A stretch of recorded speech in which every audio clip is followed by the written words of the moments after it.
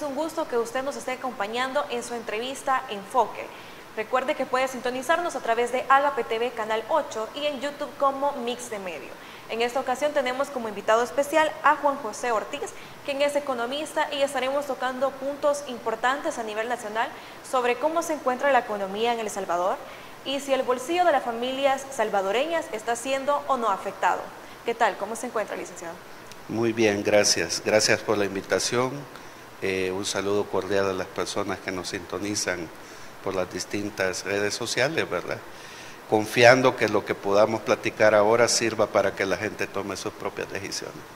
Para comenzar, no sé si puede comentarnos un poco y a la población cómo se encuentra actualmente la economía de El Salvador. Bueno, mira, hablar de la economía es complicado en un país pobre. Yo siempre he sido de la idea que para hablar de la situación actual de la economía hay que hacer un diagnóstico de cómo se encuentra.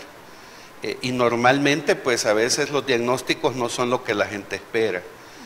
Por ejemplo, yo siempre he creído que para entender la situación económica del país es fundamental preguntarnos cuál es el principal problema de una economía como la salvadoreña.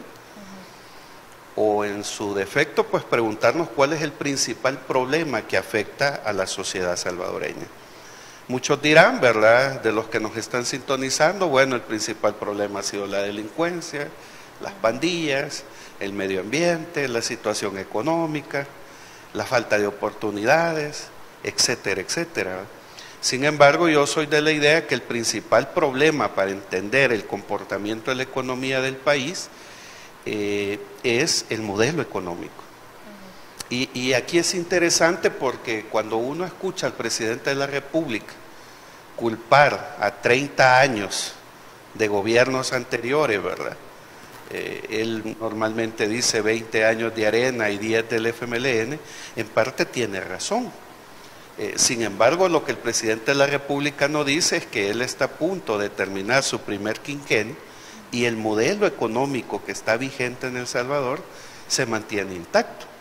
Entonces yo diría ahora, replicando el discurso del presidente de la República, es que el principal problema en la economía del país es el modelo económico que lleva casi 35 años, 20 de gobiernos areneros, 10 de gobierno del FMLN y 5 años del presidente Nayib Bukele. Es decir, el modelo se ha mantenido totalmente intacto y creo yo que es el principal responsable del comportamiento de las variables económicas más importantes para la gente, como la inflación, el desempleo, el alto costo de la vida, la falta de oportunidades, etcétera, etcétera.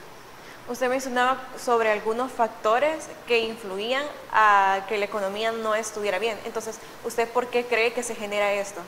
Bueno, tiene que ver, como te repito, con variables macroeconómicas que probablemente en su momento, en gobiernos anteriores, se nos vendieron como la gran solución al problema económico.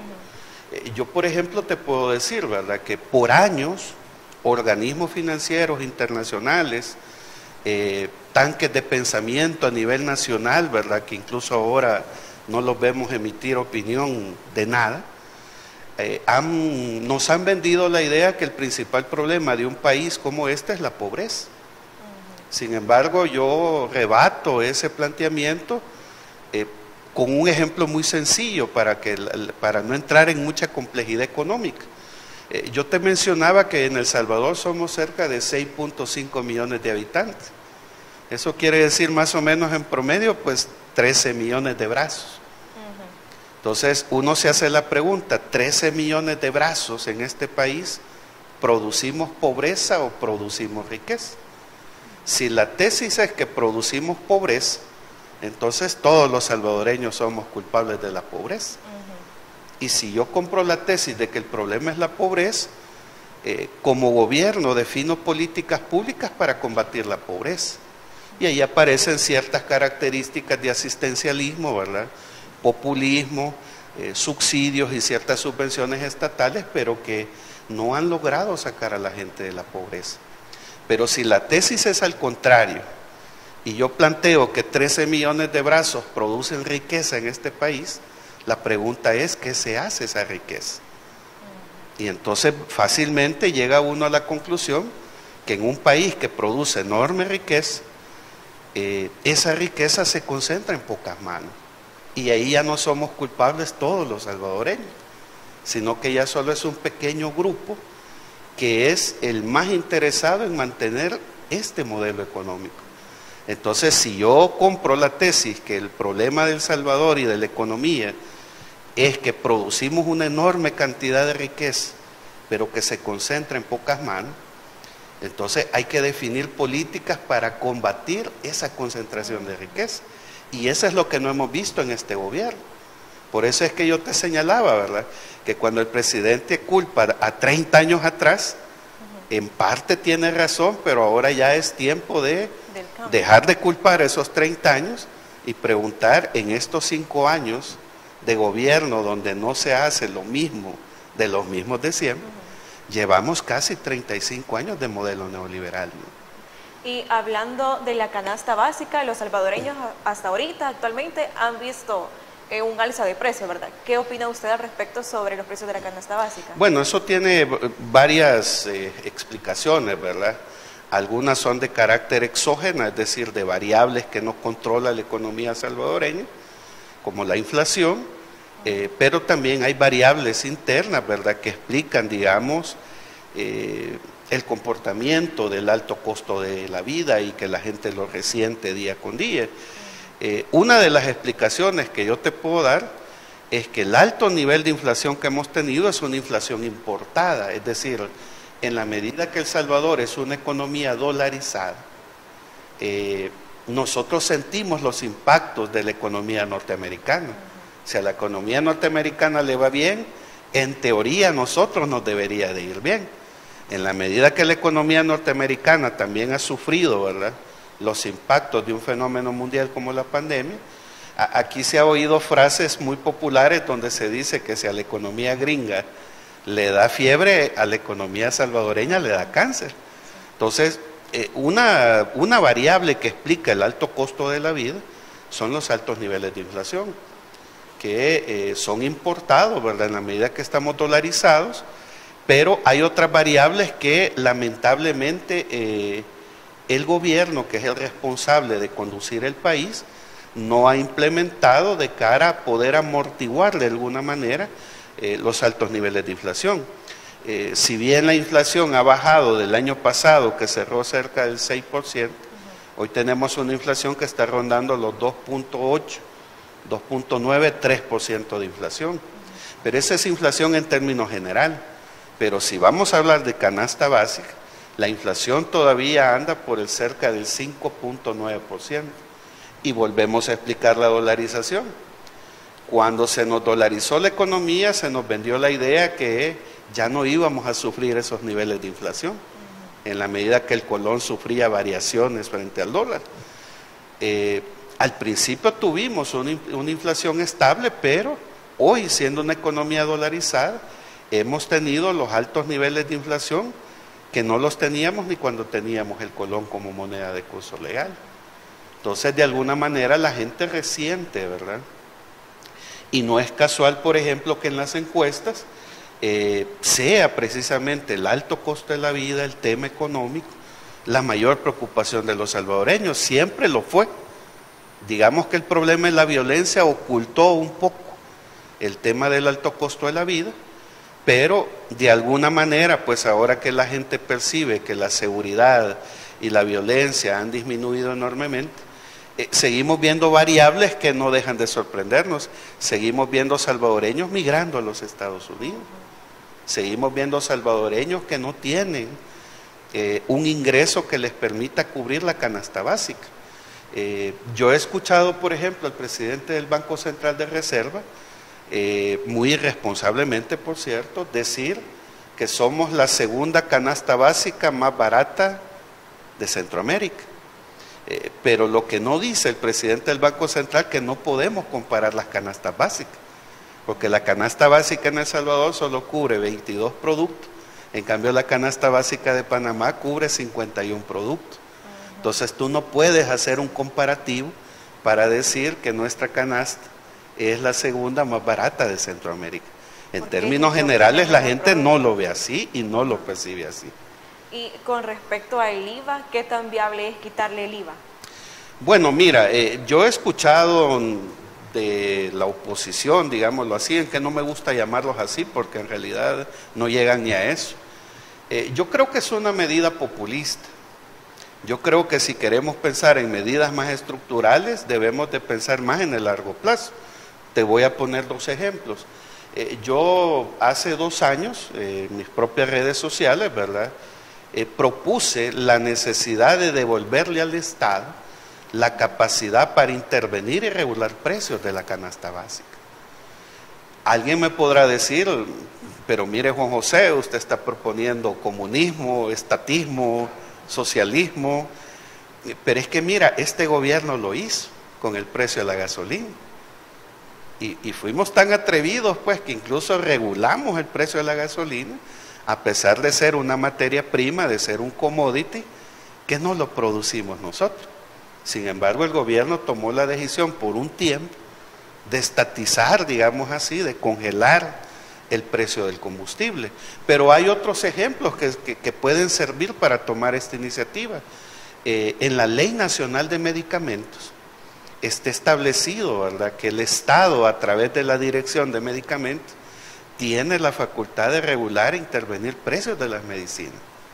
Entonces, si ya el gobierno del presidente Bukele se arriesgó congelando el precio de la gasolina, la ley de medicamentos faculta a intervenir precios de las medicinas, yo soy de la idea que deberíamos devolverle al Estado, a través de la Defensoría del Consumidor, el Ministerio de Economía y el Ministerio de Agricultura, la facultad de regular e intervenir precios.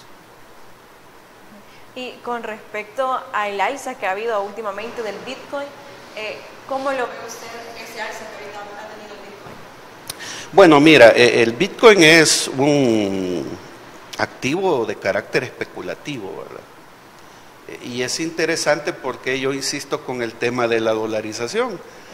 Cuando se nos dolarizó, se nos vendió la idea que la inversión extranjera aquí iba a venir como agua de mayo, y que aquí iba a haber empleo en abundancia y que eso iba a permitir que la economía salvadoreña pues saliera a flote. 23 años después, El Salvador es el país de Centroamérica que menos inversión extranjera atrae.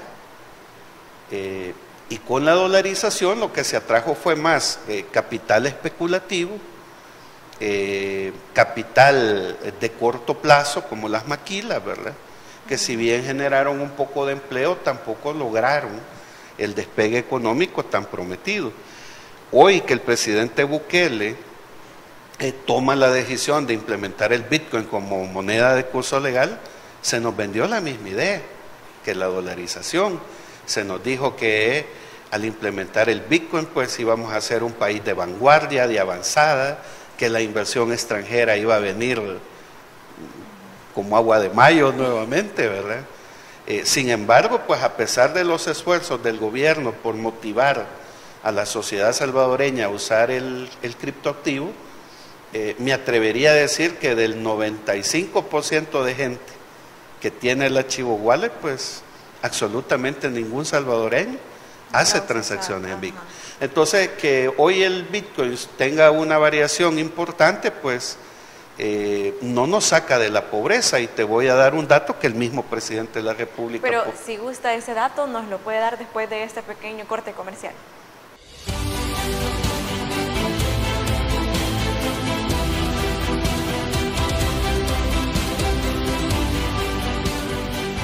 Nuestro compromiso, nuestra pasión, son algunas de las cosas que nos caracterizan como salvadoreños. Farmacia La Buena, la farmacia de todos.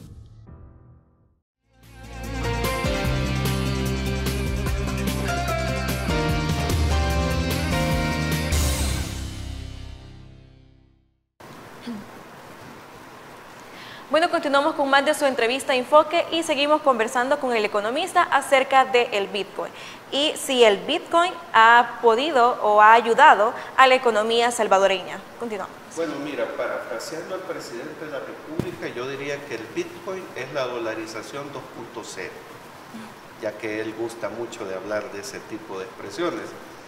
Como te decía, cuando se dolarizó la economía, digamos, las tasas de crecimiento económico no han variado desde 23 años que estamos dolarizados. El crecimiento de la economía ha andado alrededor entre 2 y 2.5, 2.8, y algunas proyecciones un poco optimistas hablan de hasta 3%. Hoy que el presidente toma la decisión de implementar la dolarización 2.0, pasa exactamente lo mismo. Habría que preguntarle a los salvadoreños que bajaron los $30 del archivo wallet, ¿quiénes han salido de la pobreza usando el Bitcoin? Habría que revisar los indicadores macroeconómicos para ver si la inversión extranjera ha venido producto de que tenemos el Bitcoin como moneda de curso legal. Las mismas remesas que tanto el presidente anunció, ¿verdad?, que no se pagan intereses, ¿verdad?, porque nuestros compatriotas envíen remesas al país, no ha cambiado mucho el comportamiento del envío de remesas a través de Bitcoin. Y yo lo único que te puedo decir es que el Bitcoin en realidad lo que trae es capital especulativo. Y eso es peligroso para una economía como la nuestra, pues. Que aquí venga, por ejemplo, el lavado de dinero, ¿verdad?, como una figura que sí pueda ser tentadora para los grandes capitales especulativos, pero que en la práctica real, pues el ciudadano de a pie no ve que el Bitcoin ha permitido que la canasta básica baje, no ha visto que el Bitcoin genere empleo, no ha visto que el Bitcoin genere oportunidades para los salvadoreños. ¿Usted considera que el Bitcoin no es sostenible? Bueno, de hecho nunca lo ha sido. Como te digo, ¿verdad? Si el Bitcoin fuera la gran panacea para que este país salga de su pobreza, habría que preguntarse por qué otros países no lo adoptan. Y lo mismo pasó con la dolarización. Si la dolarización fuera la gran política económica que iba a sacar a flote a este país y que nos iba a volver el Singapur de Centroamérica, ¿por qué otros países no están dolarizados? ¿Por qué Guatemala no está dolarizado? Porque Honduras, Nicaragua, la gran mayoría de América Latina. Y solo el presidente electo de Argentina habla de dolarizar la economía, pero incluso hasta el mismo Javier Milei ha tenido que verse ya forzado a matizar un poco, digamos, los grandes anuncios que piensa implementar en Argentina con la política de dolarizar la economía. Pero con eso que ha habido del alza últimamente, con lo del alza del Bitcoin, hay muchas personas o muchos salvadoreños que quizás han pensado en invertir en el Bitcoin, entonces, por esta situación que se está dando, ¿verdad? Entonces, ¿usted qué les podría decir a esas personas, o es el momento correcto para que ellos inviertan en Bitcoin? Bueno, como te decía, el Bitcoin es un capital especulativo. Te lo voy a poner así. Si una vez que tú recibes tu ingreso mensual, cubres la canasta básica, la salud, la educación y otras necesidades de tu hogar, y te sobra dinero, pues inviértelo en Bitcoin. El grave problema de la gran mayoría de salvadoreños es que los pocos que tenemos el privilegio de tener ingresos no nos alcanza ni tan siquiera para cubrir la canasta básica, el pago de servicios básicos importantes, ni hablar de la salud, de la educación, de la recreación, etcétera, etcétera. Ya no digamos aquellos sectores y aquellos salvadoreños que viven en la economía informal y que con mucha suerte, con mucho sacrificio, pues obtienen 10, 15 dólares al día. ¿Cómo podemos pedirle a la gente que invierta esos 15 dólares que son el sustento del día a día en Bitcoin? Entonces, yo desde esa perspectiva creo que el Bitcoin es un total fracaso, ¿verdad?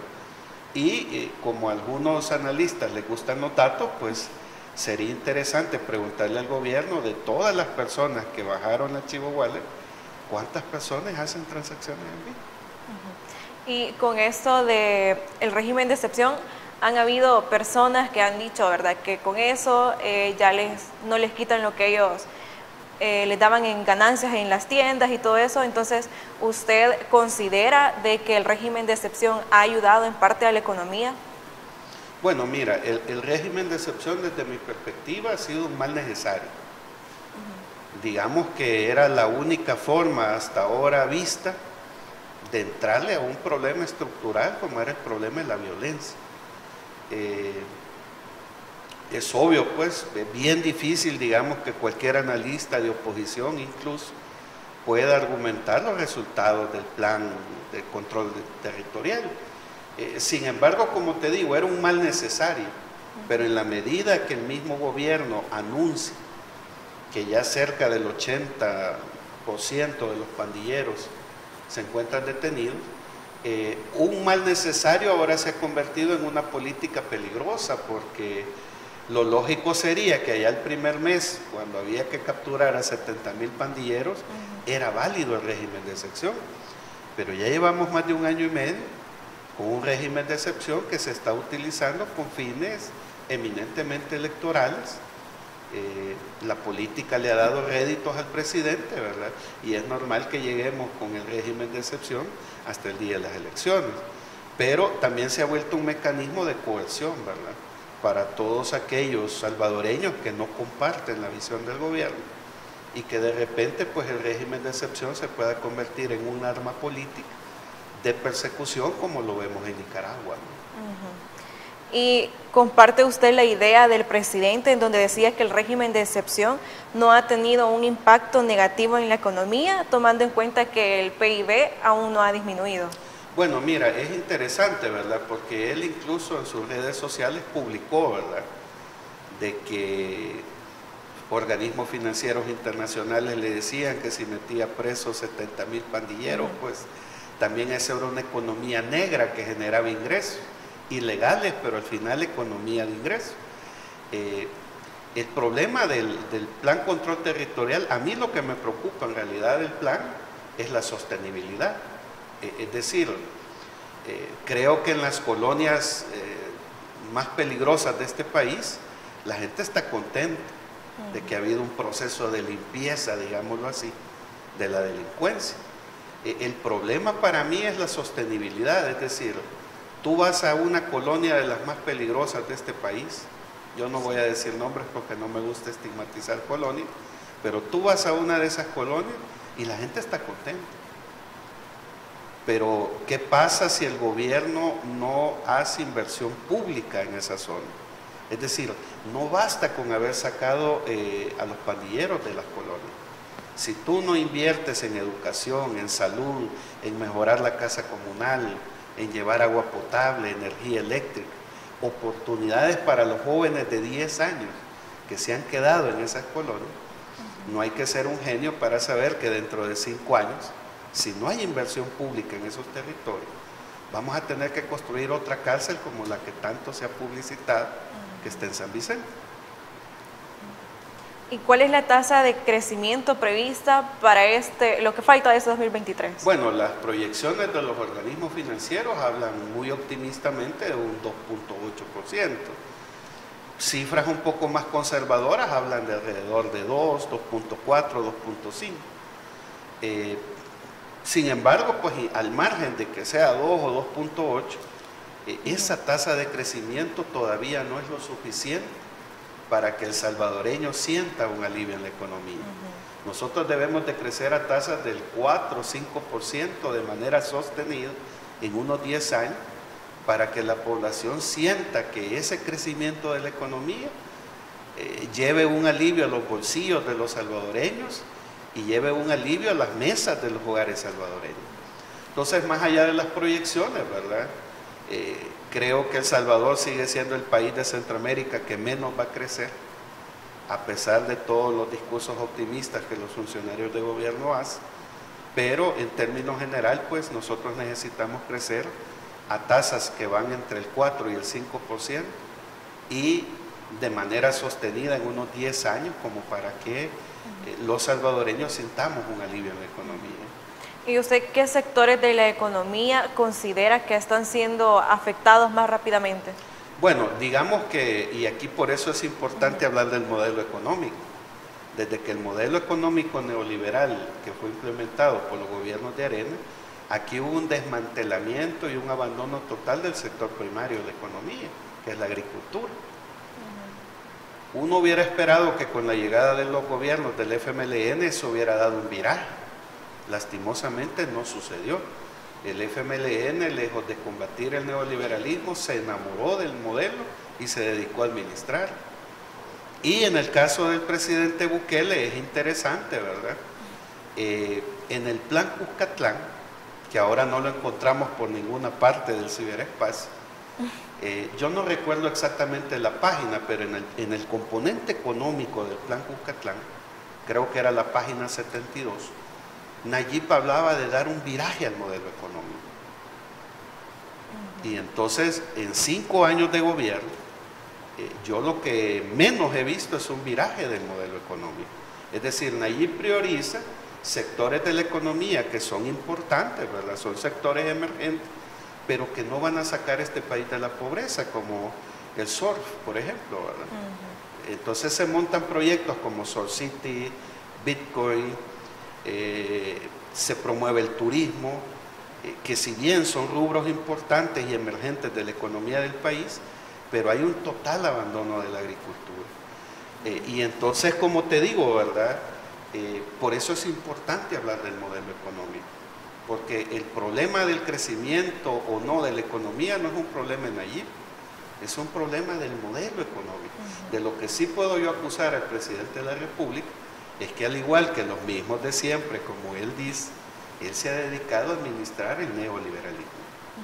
Bueno, no se despegue de su canal 8 y de Mix de Medios, que en breve continuamos con más de su entrevista Enfoque.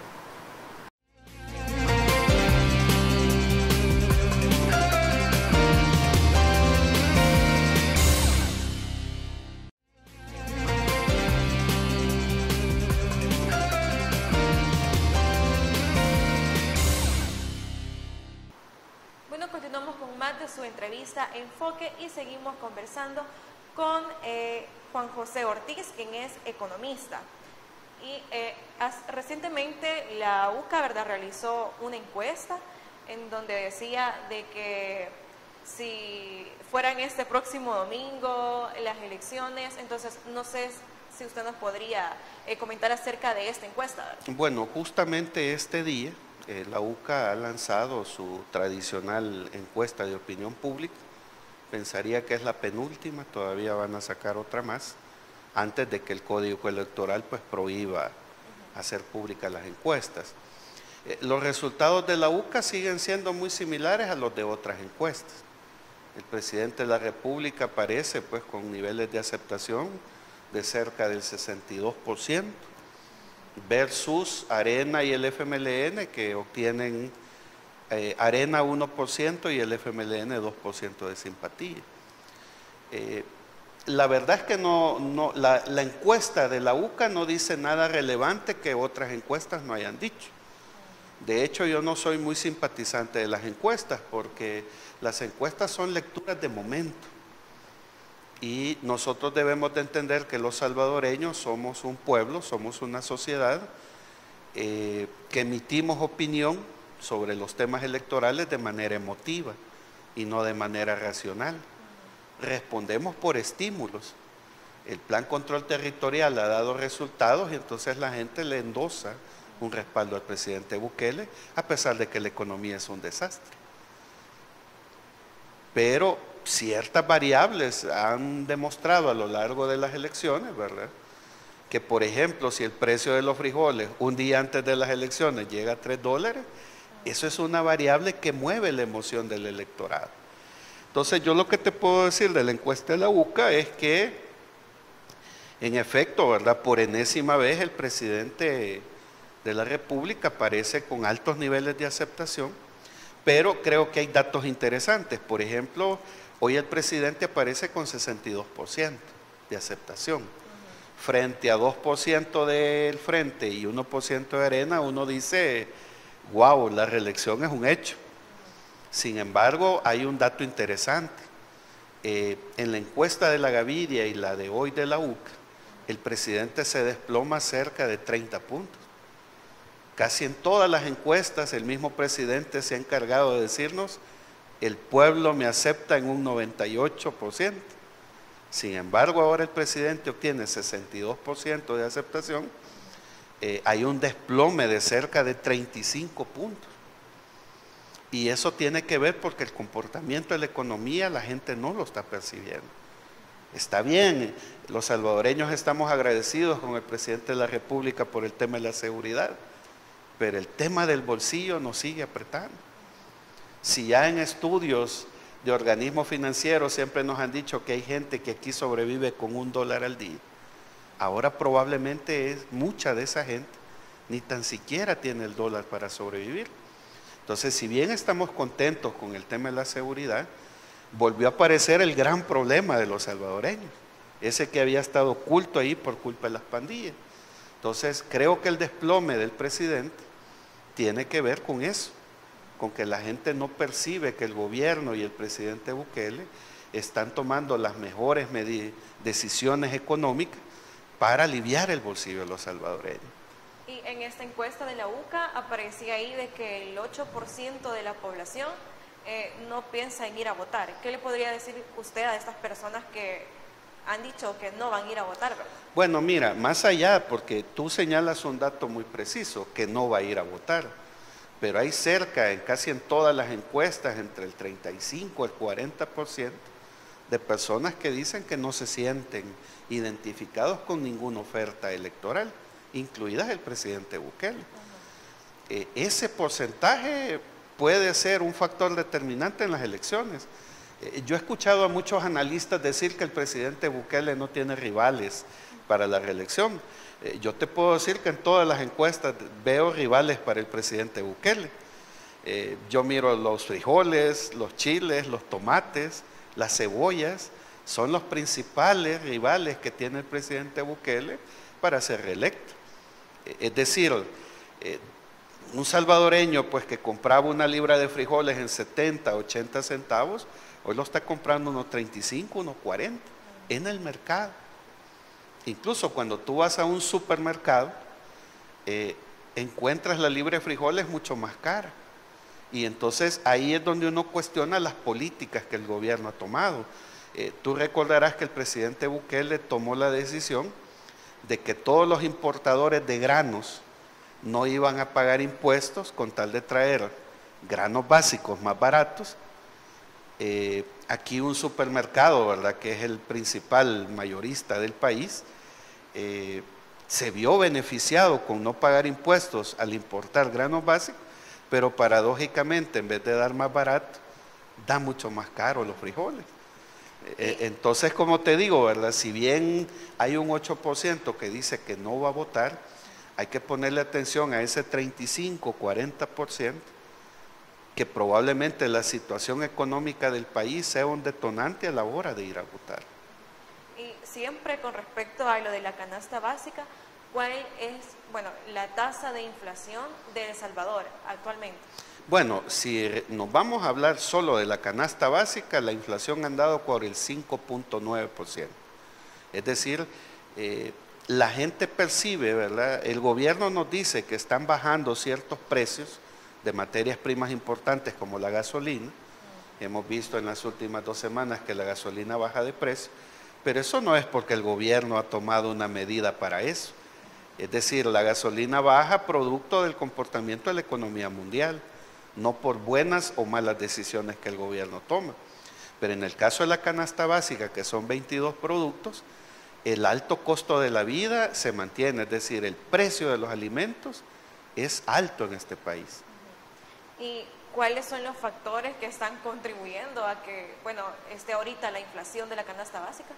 Bueno, pueden haber muchos, como te decía, ¿verdad? Algunos dependen más de comportamientos exógenos, ¿verdad?, como la misma pandemia, la misma guerra que se libra en Ucrania. Ahí tenemos la amenaza de una potencial guerra en Israel y en Oriente Medio, que puede disparar nuevamente el precio de los combustibles y elevar nuevamente el costo de muchas cosas, ¿verdad? Pero tiene que ver también con política económica local. Ya te decía yo, es decir, aquí no hay una apuesta seria por reactivar la agricultura. La agricultura es el rubro primario de la economía que puede generar empleo masivo en este país. Sin embargo, no hay una apuesta. La apuesta ha sido el asistencialismo, dar abono, dar semilla para que los agricultores siembren, pero no hay una política pública orientada a generar pleno empleo en un sector de la economía que sería el detonante para la construcción de un modelo alternativo de desarrollo. ¿De qué manera deben enfocarse los candidatos a diputados y presidenciales para controlar lo de la inflación económica? Bueno, como te digo, ¿verdad? Nuestro trabajo como economistas y analistas es lanzar a la clase política ideas que alivien el bolsillo de la gente. Yo le diría a los diputados de todas las fuerzas políticas, devolvámosle al Estado la capacidad para regular e intervenir precios. Un empresario me puede decir, mire, eso es socialismo, eso es estatismo, pero es que no estamos pidiendo intervenir precios de boletos de avión, de compra de vehículos caros. No, estamos hablando de regular, intervenir 22 productos de la canasta básica que son claves para que los salvadoreños mínimamente podamos sobrevivir. Entonces yo soy de la idea que la Defensoría del Consumidor, el Ministerio de Economía y el Ministerio de Agricultura en su conjunto, en vez de andar montando esos espectáculos, ¿verdad?, ahí en la tiendona, en las gasolineras, deberían de presentar un anteproyecto de ley para dotar a estas instituciones de la capacidad de intervenir precios. Y el antecedente, como te mencionaba, más importante es la ley de medicamentos. La ley ya faculta al Estado para intervenir precios de los medicamentos. Y al final también el presidente Bukele, como te decía, ¿verdad?, se la jugó, se atrevió a intervenir los precios de los combustibles. Sin embargo, ese impacto para los que tenemos vehículos sí fue importante, pero para los sectores populares que viven en pobreza severa extrema, va a sonarte feo lo que te voy a decir, pero es que los pobres no tenemos vehículos. Entonces, esa es una medida que no benefició a los pobres. Probablemente benefició a capas medias, ¿verdad?, pero que ese beneficio no llegó a los sectores populares. Entonces yo soy de la idea, invitaría a la clase política, ¿verdad?, a proponer medidas que de verdad impacten en el bolsillo y no andar con la típica función demagógica de decir que van a generar empleo y que van a aprobar leyes para el país, porque no es función de la Asamblea Legislativa generar empleo. Es crear las condiciones, ¿verdad?, para que la inversión extranjera venga, pero que lastimosamente por la coyuntura política que estamos viviendo, ¿verdad?, la posibilidad de que el presidente Bukele se reelija es un tema que genera incertidumbre en los inversionistas para traer su capital aquí y desarrollarlo en El Salvador. Bueno, no se despegue de Canal 8, Agape TV y de Mix de Medio. Enseguida volvemos con más de su entrevista.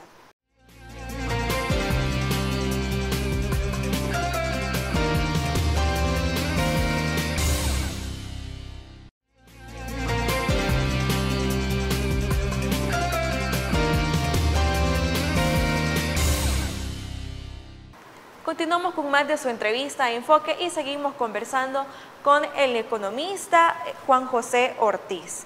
Bueno, con respecto a lo de la inversión extranjera en comparación con el año 2022, ¿usted considera que ha incrementado o ha disminuido? Bueno, según los datos oficiales, ¿verdad?, que debemos de darles el beneficio de la duda, el año pasado se reportaba un déficit de alrededor de 90 a 100 millones de dólares en inversión extranjera. Habría que esperar el cierre del ejercicio fiscal como para ver cuál va a ser el comportamiento de la inversión. Sin embargo, datos de la CEPAL y datos de los organismos financieros internacionales siguen mostrando que El Salvador es el país que menos inversión extranjera atrae al país. Y eso tiene una explicación. El inversionista quiere reglas claras, quiere seguridad y confianza de que al invertir, él va a recuperar su inversión.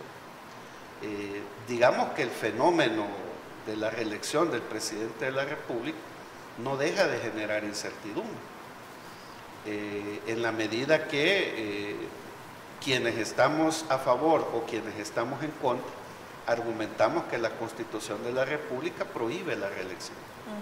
Sin embargo, pues el presidente y la institucionalidad del país han dicho que se puede y eso genera incertidumbre. Y eso es lo que el inversionista mira a la hora de venir a un país. Te voy a poner un ejemplo. El recién electo presidente de Argentina habla de que va a disolver un montón de carteras del Estado. Usemos un ejemplo. Él dice, voy a disolver el Ministerio de Educación. ¿Qué tal si tú eres una mujer inversionista, deseosa de llevar tu capital a Argentina e invertir en el rubro de educación? Un anuncio como ese que hace el presidente de Argentina te hace pensar dos veces. No, dices tú, pensaba invertir en Argentina, pero ya no. Mejor busco otro mercado. Entonces, de alguna manera, el tema de la institucionalidad del país, que probablemente a la gran mayoría de los salvadoreños no nos interesa, al inversionista sí, en la medida que vemos cambios en la vida política, es decir, se destituyó 5 magistrados de la Corte Suprema, se colocaron 5, que dicen que ahora sí se puede reelegir el presidente de la República, etcétera, etcétera. Entonces, todo eso genera, digamos, que el inversionista decida si viene o no viene a El Salvador.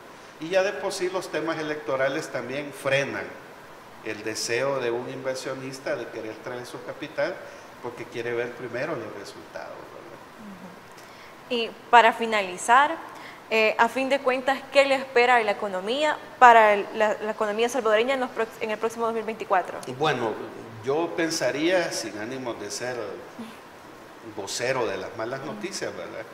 El comportamiento de la economía es crítico. Y creo que si bien el presidente Bukele ha tenido de excusa la pandemia y el combate a la delincuencia como argumentos para no dedicarse al tema de la economía, creo que si finalmente es reelecto, pues si en los próximos 5 años el comportamiento de la economía, la ciudadanía no percibe que hay un alivio en el bolsillo, que hay pan en la mesa para la familia, eso va a traerle costos políticos, ¿verdad? Y lo mismo pasa con sus adversarios, ¿verdad? Seguir cuestionando la política de seguridad o seguir invitando a la gente a que valore la institucionalidad, la gente prefiere sacrificar la institucionalidad, pero la gente no le va a perdonar al presidente Bukele si es reelecto. Pasan 5 años más y la economía sigue teniendo el comportamiento que hasta ahora tiene. Bueno, muchísimas gracias, licenciado, por habernos acompañado en esta entrevista. Bueno, gracias a ustedes por la invitación. Nuevamente un saludo para las personas que nos han sintonizado, confiando, ¿verdad?, que lo que hemos hablado este día, pues, les sirva a la gente para tomar sus propias decisiones. Bueno, es un gusto que usted nos haya acompañado hasta el final de esta entrevista. Recuerde que el día martes tenemos otra entrevista más para llevarle hasta la comodidad de su hogar. Feliz día.